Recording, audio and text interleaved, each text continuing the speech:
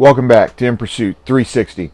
And today we are going to talk about an interview question that can be kind of tricky, and we need to kind of think about it when it gets asked. So the question basically is, tell us about somebody at work or at school that you didn't or don't really get along with. Why don't you get along with this person? How did it affect you? And what did you do to resolve it? Well, could be a little tricky, couldn't it? So let's go ahead and get into it right now. All right, welcome back to In Pursuit 360. Here we go. So today we have a multi-phased question. Now, this is asked for two different reasons, or actually several different reasons. One, how are you going to answer? Right? What's your response? What are your theories or thought processes in how you're answering this question, right? And what is your attention to detail? So there is nothing wrong with walking into an interview and possibly having a notepad and a pen and saying, excuse me, do you mind during this interview process if I take notes? So as they're asking a question, you can write some shortcut notes real quick about the question they're asking you, for the very specific reason of, one, law enforcement officers are always taking notes, right? Two, it helps with these multi-part questions. If you don't want to take notes, that's fine, but just remember you can ask them to repeat the question later. So if you get so into it, and believe me, it's happened to me, it happens to everyone, right? So tell us about a time where an individual in school or at work that you didn't get along with, and then all the other little parts, right? And so you're thinking, oh, who didn't I get along with? And again, see, here we go.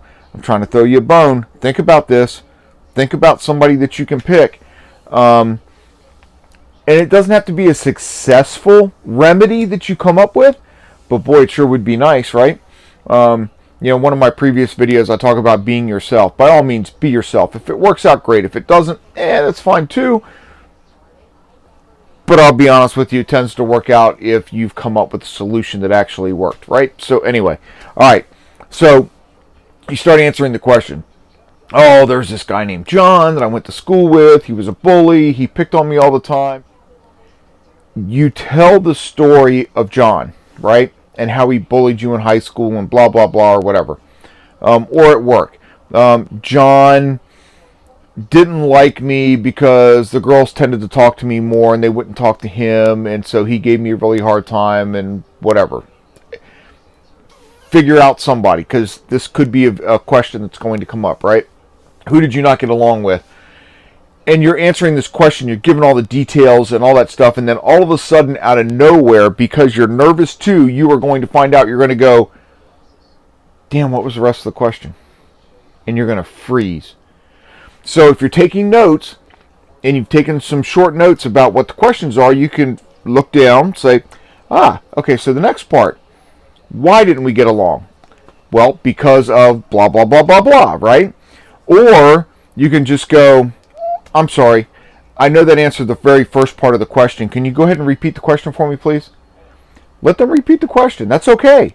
Your attention to detail. Don't just make crap up. Don't just sit there and go, oh, damn, I don't remember the rest of the question, so let me just throw in some filler. Or let me say, end of answer. Right? So, by the way, in federal interviews, that's one thing they'll tell you is when you have completed your answer, please let us know that is the end of the answer for this question. So they actually expect you to go, and that's how I resolved the situation. End of answer. And so then they know that they're done, right, with that question. But anyway, all right, so I digress. So there's nothing wrong with taking notes if they'll let you. If they don't, then ask them to repeat the question.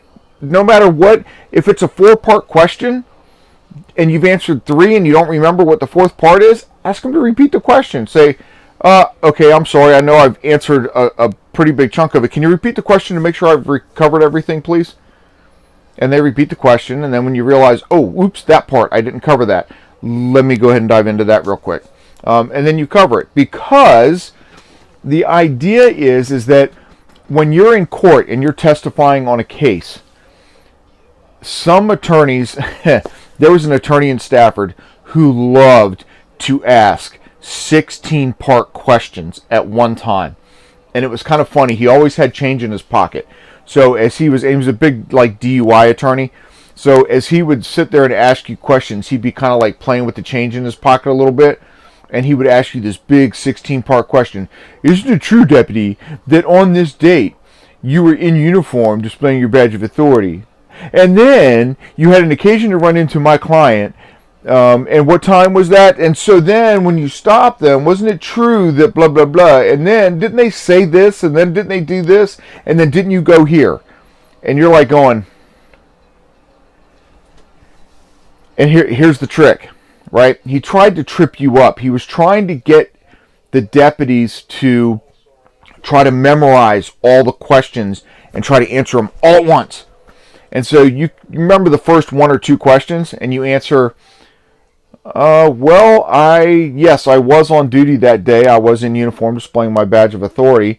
I was in patrol of the area of 610 and Mine Road. I did witness what ended up being your client's vehicle traveling westbound on Route 610 in the area of, blah, blah, blah, blah. And then once you get to a point where it's like, okay, I'm done remembering. Oh, I'm sorry, sir. Can you repeat the question? Oh my God, he would get so frustrated. He would start rattling the living hell out of the change in his pocket because he couldn't remember the question either. Oh my God, he used to get so pissed off. Sometimes even if you could remember the entire question because it was only 4 or 5 parts, you'd ask him to repeat it anyway, and oh my God, it would piss him off because he couldn't even remember what he just asked you. He was trying to trip you up. So, not that the interview is trying to trip you up, but they are trying to see how you handle a multi-staged question. So, are you going to try to just make crap up because you're guessing? Are you going to take notes throughout the interview if they let you? Are you going to ask them to repeat the question to make sure that you get it right? So you get it accurate. Don't be afraid to ask them to repeat the question. Just like in court. I'm sorry, sir, can you repeat the question for me, please? And get them to repeat the question. It's not a big deal. They're not going to say, oh, he has us to repeat the question, minus 10 points. It's not how it works. That's not what they're looking for. People will make comments on these videos telling, things like, be yourself. I found that you don't need to whatever in order to make it. And it's true. You need to be yourself. You need to be honest. Don't make shit up. Don't play any games. Don't be who you're not, right?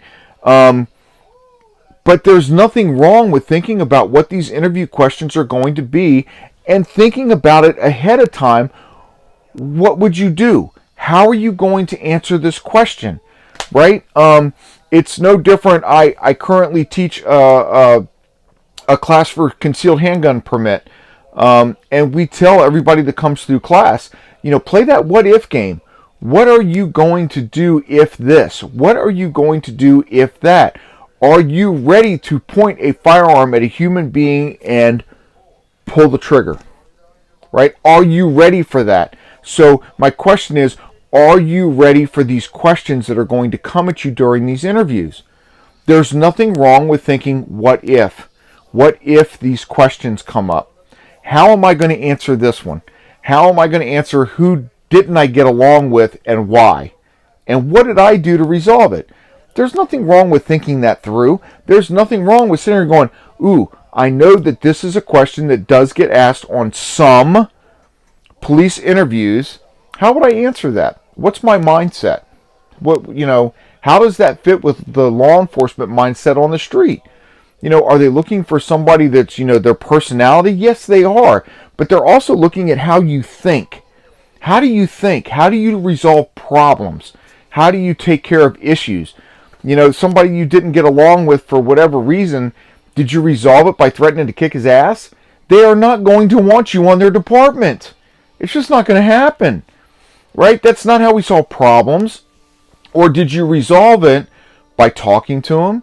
Did you resolve it by trying to find an alternate way of dealing with the person? Not really caving in and giving in, but maybe trying to see their side of whatever the issue was and coming to kind of like a middle road. These are all things that we do in law enforcement on a regular basis to solve problems and issues that are out on the street. We're sticking our nose into other people's business. If you're going to stick your nose into other people's business, you have to be able to see both sides. Go to a domestic, see the guy side, see the girl side. Or see one side, see the other side, because it's not always, anyway, whatever. All right, so you need to be able to see both sides, right? You can't just go in, see a pretty girl and go, oh, she's so pretty, I'm on her side automatically. You're going to get yourself in trouble because she can be a primary aggressor just like the guy can. There's no specialty when it comes to those, right? So be honest, be straight, think about things in advance, think about asking if you can take notes. If not, then ask somebody to repeat a question if you need to. Okay? All right.